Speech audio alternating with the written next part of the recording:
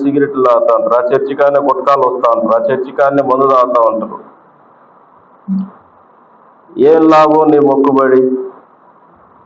మారు మనసు లేని నీ మొక్కుబడికి దేవుడు నీకు ఏమి ఆశీర్వాదం ఇస్తాడు?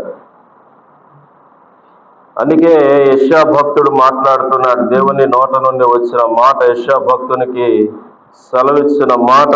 యెషయా భక్తుడు యెహోవా మీకు దొరుకు కాలమందు ఆయనను వెతకండి. ఇక్కడ 3 విషయాలు. ఆయన మీకు దొరుకు కాలము, రెండవది వెదుకుడి, మూడవది వేడుకొనుడి. ఏం చేయాలా? వేడుకోవాలి. కనుక దేవుడు నీకు దొరకాలి అంటే నువ్వు వెతకాలి. దేవుడు నీకు సమీపముగా ఉన్నాడు. ఆయన నీకు సమీపములో ఉన్న దేవుడే, దూరంగా ఉన్న దేవుడు కాదు.